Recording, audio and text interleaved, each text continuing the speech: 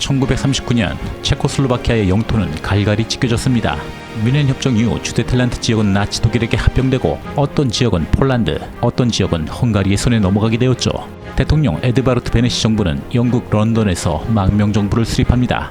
1941년 마침내 독소전쟁이 발발하면서 유럽 전선은 두 갈래로 나뉘어지게 되고 이듬해 1942년 유럽과 러시아에 잔류했던 체코슬로바키아인을 중심으로 제1체코슬로바키아 군단이 창설되면서 소비에트 붉은 군대 휘하에서 나치 독일에 대한 저항을 이어나갈 수 있게 되었죠. 그리고 전쟁 3년 차인 1944년 소비에트는 바그라티온 작전을 개시하면서 독일군을 강하게 몰아붙이게 되었고 제1체코슬로바키아 군단 역시 제4 우크라이나 전성군으로 편성되어 소련군과 함께 남부 전선으로 향할 수 있었죠. 이들의 목표 바로 나치 독일에게 짓밟힌 조국 체코슬로바키아에 직접 진입하기 위함이었고 그 선봉에는 이제 막 새롭게 편성된 제1체코슬로바키아 전차 여단이 있었습니다. 그리고 1944년 9월 어느덧 폴란드와 체코슬로바키아 국경 카르파티아 산악 지역까지 진격한 소련군. 하지만 독일 우크라이나 집단군의 강력한 저항에 부딪혀 체코슬로바키아 국경을 넘어서지 못하고 있었죠. 그리고 이 전선에 도착한 런던 망명정부 대표단. 이 대표단의 핵심 인물 핫살 장군. 이들을 맞이하기 위해 포화를 뚫고 달려온 인물 전차 여단 지휘관 밀로스 스타셰크 소령이었습니다.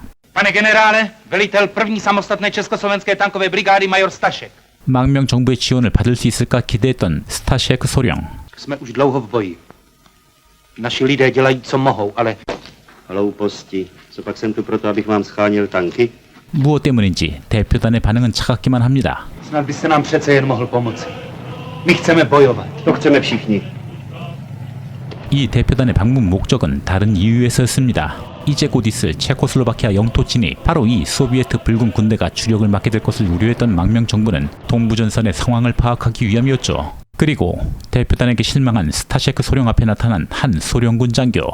Andrej Pavlovič. No duši, já bych vás bez vousů nepoznal. 안드로이 파블로비치 말린체프 중령, 바로 체코 전차병 교육을 담당했던 탐보프 기갑학교 교관이었죠. 반가움도 잠시 이 전차 여단에게 새로운 임무가 주어집니다. Zítra ráno zaútočíme proti opevněním na tomto svahu. 예, 바로 슬로바키아 영토 진입을 위한 첫 번째 관문 두쿨라 지역을 공격하는 임무. 하지만 여단에 남은 전차는 고작 10대. 전투에 투입되기에는 어림도 없는 숫자였죠. A co tvůj pluk? Na ten si zapomněl? A zítra budou prvně bojovat na rodné půdě, Andrej. Dobrá, odpoledne ti je pošlu.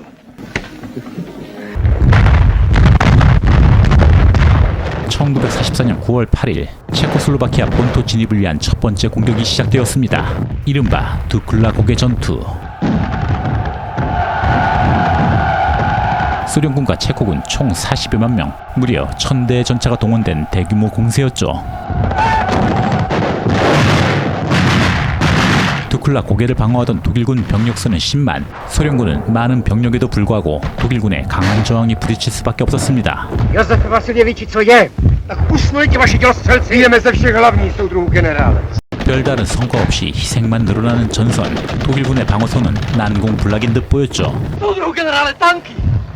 드디어 등장하는 체코 전차 여단.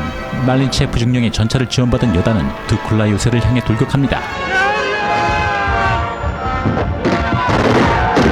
무너지기 시작하는 두쿨라 방어진지. 전차 여단의 맹활약으로 두쿨라 유세의 방어진지는 하나하나 소련군의 수중에 들어올 수 있었죠.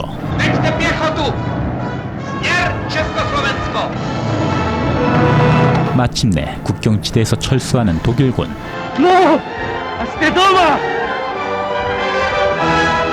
나라를 빼앗긴 지 어언 5년. 소련군의 도움이 있었지만 이들은 직접 전투에 참여하면서 독일군을 몰아내고 고국 체코슬로바키아에 들어올 수 있었습니다.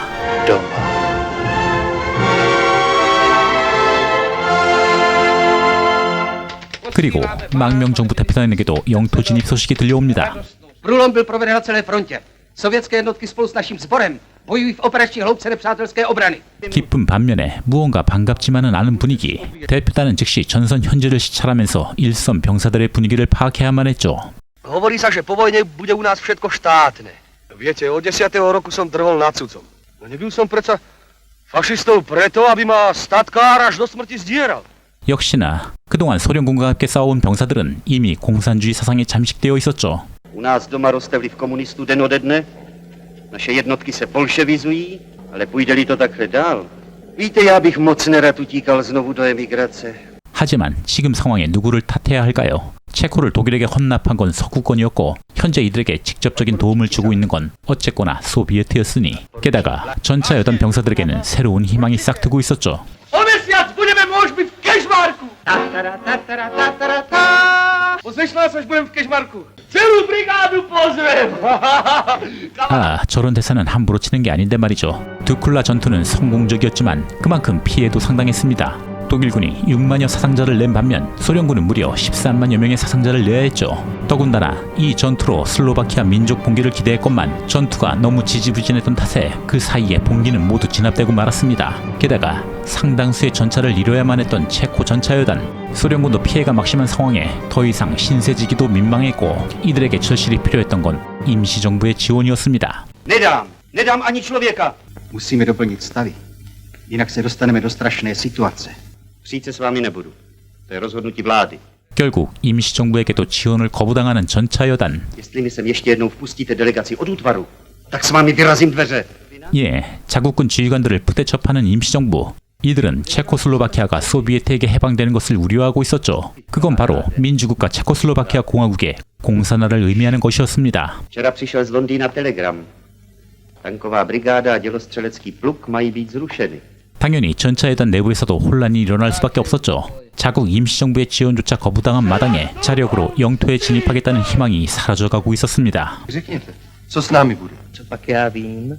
Ti už dokonce požádali o přeložení dělostřelectvu. Jaký tankisti? Když už tanky nedostaneme. 스타셰크 소령 역시 신난합니다. 임시정부가 존재함으로써 적과 싸우겠다는 의지를 가질 수 있었지만 그 임시정부가 자신들을 버리려 한다는 사실에 절망감을 느낄 수밖에 없었죠. Že se na nás v Londýně dívají jako na komunisty. Pak se divte, že nás chtějí zlikvidovat. Konec konců, co je ta naše brigáda? 그리고 1945년 1월 케즈마로크. Jménem sovětské armády odevzdávám československé tankové brigádě 60 tanků. 결국 체코슬로바키아에게 전차를 지원하게 되는 소비에트. 임시정부의 처우에 실망한 병사들의 마음을 소비에트가 사로잡는 순간이었습니다. 게다가 체코슬로바키아 코민테른 위원장 클레멘트 고트발트. Prinesla slobodu. Červená armáda.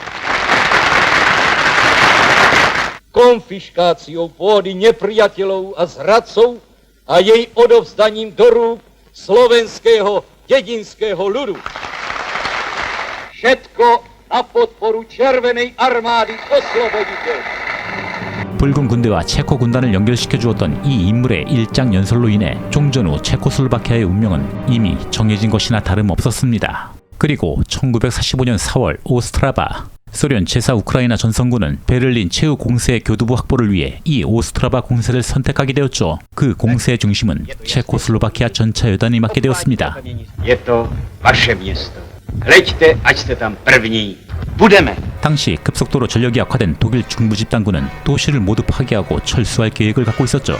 Pro každý případ jsem dal dnes ráno rozkaz podminovat tovární objekty a komunikace ve městě. Pro jaký případ? Znáte Führerův rozkaz? Ústup se rovná zradě. Já zastavím bolševiky. I kdyby to mělo stát životy všech mých vojáků.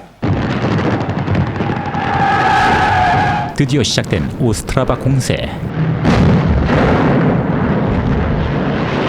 소련군과 체코 군단의 연합 공세에 맞서 독일 중부 집단군은 처절하게 방어하고 있었습니다.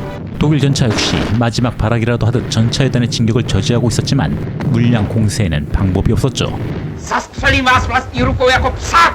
Pane generále, Rusové jsou na okraji města. Máš taky způsoby, ani nezaklepáš. 마침내 오스트라바 시내에 진입하는 체코 병사들. 밀로시 시코라 다리를 건너 후퇴하던 독일군은 체코 전차여단이 진입하지 못하도록 다리를 폭파해야 했죠. Musíme se dostat přes most. Pojedete první, nedejte se zastavit. Je možná podminovaný. Vezmi si jenom dobrovolníky. To nechce. Nemusí jíst. Takových mostů jsme už přejeli. 그렇게 밀로시 시코라 다리를 향하는 클림코 중사의 전차. 다행히 레지스탕스 대원의 희생으로 다리는 폭파되지 않았고 클린코 중사의 선두 전차는 무사히 건너갈 수 있었죠. 결국 체코슬로바키아 전차여단의 도시 진입은 성공적으로 이루어졌습니다.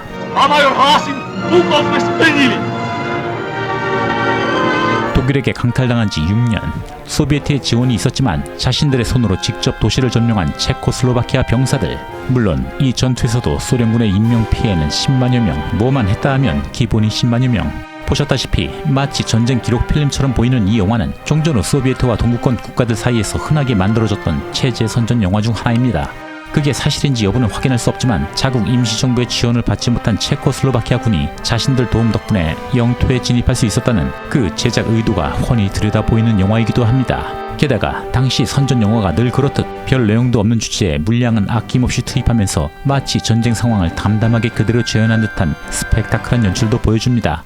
실제로 이 영화에서도 3천여 명의 체코슬로바키아군 병력이 동원되기도 했고 전쟁이 끝난 지 10년이 채 되지 않았던 터라 당시 사용됐던 온갖 장비를 모두 활용하기도 했죠. 마지막 오스트라바 전투 장면은 실제 오스트라바 도시에서 촬영을 했다고 하니 그 시절 체제의 위력에 가슴이 웅장해지기도 합니다.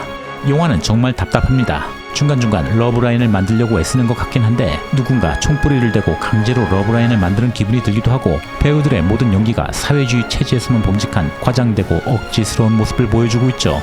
그래도 의미를 찾는다면 두클라 전투와 오스트라바 전투를 최초로 재현한 영화라는 점인데 이전에 소개해드렸던 소콜로프 전투와 프라하의 해방과 연계하여 보신다면 맥락을 더 확실하게 이해하실 수 있습니다. 체코든 러시아든 요즘 같은 시대에 같은 소재로 또 만들 수나 있을지 의문이 들기도 합니다만 뭐 역사가 반복되면 모를까. 의미가 있을 수 있던 소재를 다른 의도로 제작한 초창기 선전 영화 전차여단 소개해드렸습니다. 더 흥미있는 소재로 다시 찾아뵙겠습니다. 감사합니다.